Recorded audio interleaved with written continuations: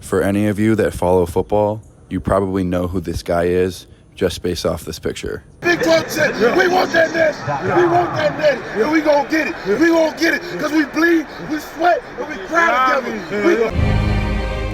Nobody better. Nobody better. Nobody.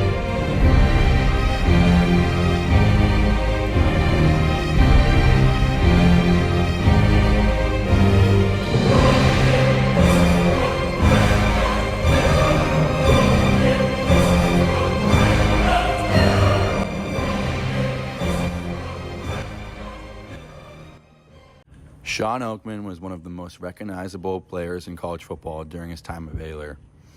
Standing at 6'9" and weighing around 280 pounds, the defensive end became famous for his size, athleticism, and his dominance on the field. He first started at Penn State, and then he decided to transfer to Baylor to help his team become a national contender. He was Baylor's all-time leader in sacks, and he earned all Big 12 honors and was widely projected as the NFL draft first overall pick. After the 2014 season with Baylor, he was then the most feared edge rusher in all of the country because he had 11 sacks in one season. He was and still is in Baylor's history books after he finished his career with 128 total tackles, 17.5 career sacks, the all-time sack record, and 2 All-Big 12 selections. Oakman also brought a lot of attention to Baylor because of his selection prediction to the NFL. Many NFL scouts predicted him to go first overall, if not a top 10 pick. All of a sudden, things changed very quickly. In April of 2016, just as soon as Oakman was preparing for the 2016 draft, he was accused of sexual assault by a Baylor student. The police immediately arrest him, and a grand jury quickly puts him on a charge of a second-degree felony sexual assault. Because the NFL has an incredibly strict policy regarding rookie prospects and a serious criminal allegations, his entire future evaporates instantly. When draft night finally arrives, his name was never called and nobody touches him. He goes completely undrafted, and in days that follow, not a single NFL team will ever even offer to sign him as an undrafted free agent. The worst part about all of this was that all of this was false and someone falsely accused him. It was his girlfriend that he had at Baylor who wanted to get money out of him.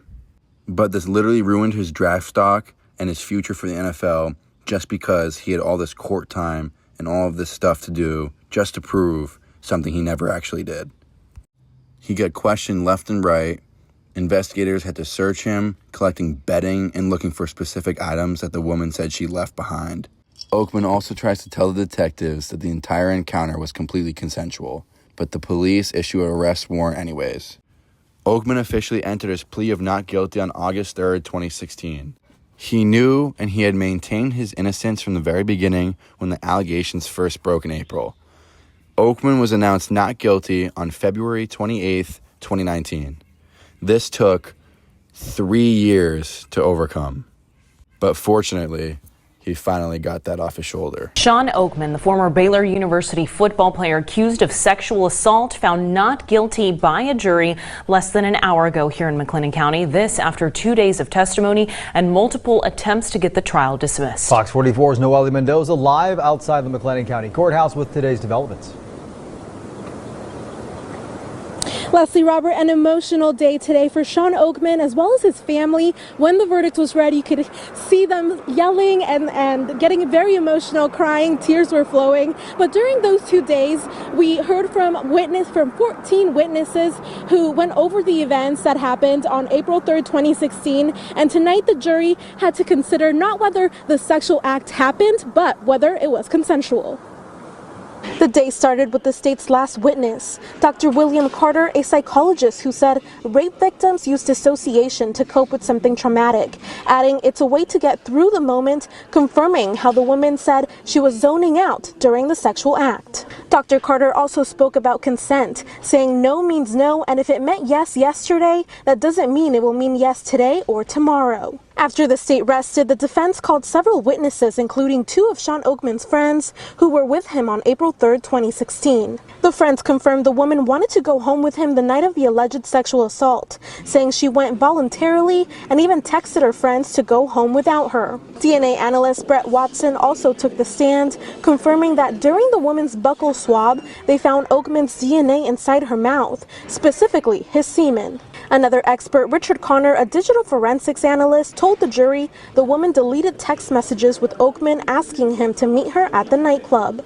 During closing arguments, the state told the jury to consider Oakman's height and size and that he is capable of carrying out a threat. They also asked the jury if consensual sex caused the several injuries the woman had. Why would anyone ever have sex? The defense pointed out inconsistencies in the woman's testimony about the events that unfolded that night, adding both of them were together because they wanted to be. Now, minutes ago, we did speak to Shawn Oakman after the verdict was read. Here's what he had to say about what's next for him. They slander my name. They fire my coach. And I felt like all that was on me. I was a leader, a bailer of Waco, of the community that I was in. And they took us down from the top. They took the best player off the field. They took the best coach out of the Big 12. And that's how they did it. And we coming for everything. We coming to get everything back. After this, his life didn't instantly go back to normal. Since he missed his entire prime window from the NFL, he had to basically grind from the absolute bottom to prove that he could still play some football. He started out playing in a random indoor football league, and then he finally got drafted into the XFL to play for the Los Angeles Wildcats. But right when he started playing, the league got shut down entirely because of the pandemic, right after he started. But then things actually started looking up for him because he moved to Canada to play in the CFL. He signed with the Toronto Argonauts in 2021, and he did really good. He became a huge star up there, made the entire All-Star team, and even won a Grey Cup championship, which is basically like a Super Bowl in the NFL. Although Shawn got to play some football again for the end of his career, however, his overall goal was definitely to be in the star in the NFL, and this problem changed his life forever.